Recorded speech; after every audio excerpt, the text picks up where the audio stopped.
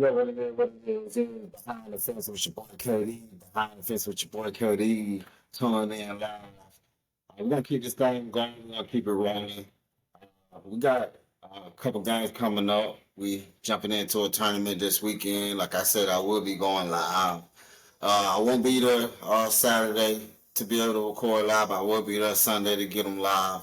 We'll be going over the highlights and also the game as it broke down. As y'all see, I am doing it on April 5th. It is my birthday today. So that's why the Blooms are the side host today. Salute to me getting it in. I made 35 today. Feeling like a young man. You know how it is. But let's get into it. Needless to say, I'm proud of the boys this year. Right now we're pushing for a 4-7 record right now. Last year, that's my little pen pad. But last year, we had a 14-20 record. This podcast, I do want to break it down a little bit about what, what I'm saying, what I guess what transpired from before and where we at now. I went and did some digging, went and did some research, just try to, kind of get it brought up at the time as far as stat wise and as far as team wise to see, basically where we at and where we headed as far as the growth wise for the team. Last year we had a 14-20 record, as I stated. Last year on that roster we had AC Eugene, Braylon Golden, Buff, DJ, Jacob, Mitch, Robo, Kadir, Junior, Langston, and London. Out of those guys, 3 of those guys hit above an average of 400. Now, I do place 400 as my medium tier as far as good stats or whatnot. Of course, like 379, 333, those are good too. But I scale as far as good at at a 400 scale. We had 3 players out of those guys. Now, I also want to mention Peanut and Q, which was last year. Q came on the back end of some games to help us out. Peanut did the same, so they didn't really have all the playing time as the other guys got. But out of 3 of those, we had Peanut, Q, and AC was all hitting above the average of 400, which is outstanding. The terrible thing about that is it was only one of them, which is AC, which was a kid that was always there. Everybody else hit under that. DJ was like at 333 or whatnot. That's kind of what we was looking at then. We had 692 ABs at bats last year. Out of those 692, we got 150 strikeouts out of that, and 63 of those strikeouts were looking. So that's equivalent to almost half. So that's something that definitely needs to be cleaned up. We batted at an average of 345, which to me, as I stated, I like the 400 ball range, but 345 isn't that bad. But of course, it can always be higher. When you got 3 guys hitting above an average of 400, and 2 of those guys aren't full-time players, that's why that average is lower like that.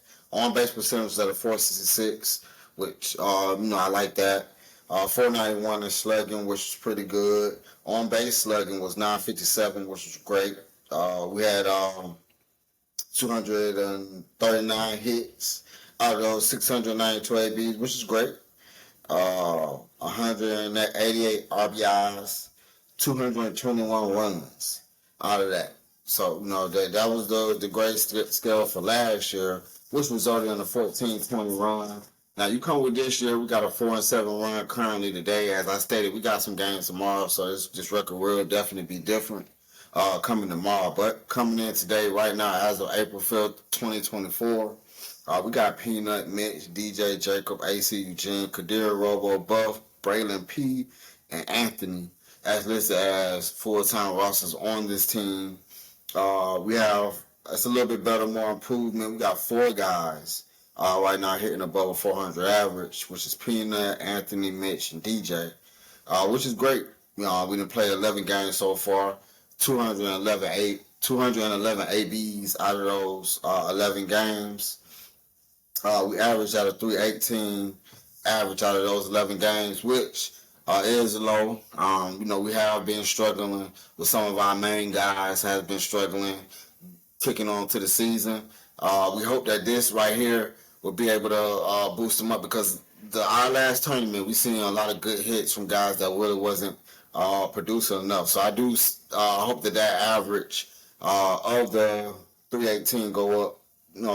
Really I hope to go up this weekend. The way these guys been hitting, I do think that something special is on the horizon for them. On base percentage at a 405, which is always good. They projecting to be better than last year with a lot of these categories. That's one of them. The average is one of them. 879 and on base slugging, which is great. Like I said, the hitting, they've been hitting. The guys been hitting. We just got to get more consistent at it. We got to get more hitting ourselves on base or whatnot. We got 67 hits so far. I feel like it definitely could be a lot more. I feel like we should be at 100 by now because this is out of 211 ABs. I didn't grid it. I didn't go over the balls, so that's another thing taking effect. We didn't have a lot of walks, so we got a couple of them, but it's not a lot to be alarming or whatnot because we have 47 strikeouts, and 20 of those 47 strikeouts are looking. So we projecting to still be half and half with strikeouts, but we got 51 RBI, 66 runs. So we projecting to, do a lot better than last year. We had a 4-7 record right now, which is great. So they projecting to be better than before. So that's something that you also want to take in consideration because that means right there that the coaches are doing what they need to do as far as developing these guys and making them better. Because you see it in the stats. Like I said, this podcast, that's what we'll definitely be able to go over. Not just for Beast Mode, we definitely going to be trying to go over stats for a lot of other guys and a lot of other teams. Preferably the teams that we definitely about to play, like Canes. Right now, Canes are at a 16-7 record. They definitely play a lot more games than us. In the majors, they're 11-7 in the majors. And in AAA, they 5-0 in AAA. So they handling business in AAA, doing what they need to do. They not too shabby on keeping their stats up. So, it's kind of hard to kind of gauge stats and seeing where they at. But this is a good team. They always give us a run for our money. This is definitely a great team that we got to sit there and be prepared for. That'll definitely be a good matchup. I'd love to see what the outcome going to be on that. Then we got East Cobb Navy, which is a team that we haven't been able to get over. Now, they do have stats that I'm going to go over. This team, the East Cobb teams have been a hard team to beat. They do put a lot of work in, do a lot of great training, have a lot of great facilities that they do work with that we are competing against. But right now, as a group, they're hitting over a 420 average. They got, I believe it was like 8 or 9 guys that was hitting over 400 average. So, that tell you right there, we got to be able to get these guys to be able to hit, be able to continue to hit their way on. They have 8 guys, that could be able to hit, that hits over a 400 average.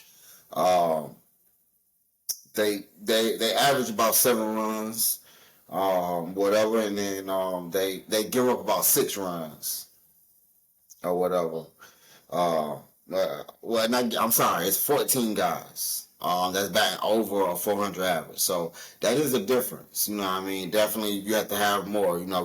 We always having 3 guys that's hitting over that average, or 4 guys hitting over the average. We definitely need a lot more. We can't win the game off of 4 guys or win the game off of 3 guys or anything like that. So just locking in and being able to understand that we definitely have to get somewhere we add up because You know, so right now we only averaging at 318, and I think PG got us at like a 323 as a team or whatnot. So, you know, definitely just, you know, tuning in with that and getting that up is something that we definitely need to stay tuned with and be able to lock in.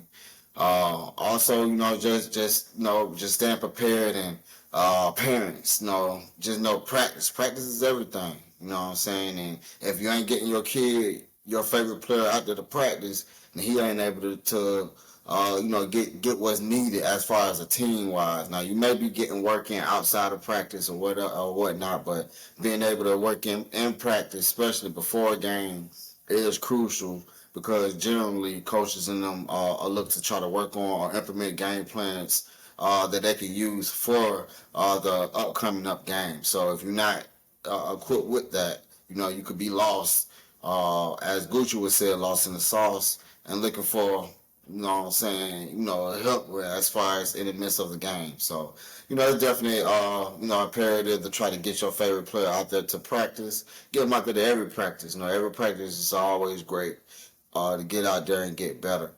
Uh, you know, and you know, that's what we look for. I'm going to try to keep y'all guys tuned in with these games and how they go and the statuses. We're going to also be giving you guys my MVP of the game, trying to get them an interview. Now it won't happen tomorrow 'cause I won't be there tomorrow. But Sunday I will get y'all exclusive interview with one of the players who I feel is the MVP after that game. After the first game, after the second game, after the championship game, we're gonna go in like that. We're gonna keep it coming, keep it steady. I hope y'all guys continue to rock with me. I am your boy and I'm signing out. This is Behind the Fence with KD and I'm out. Let's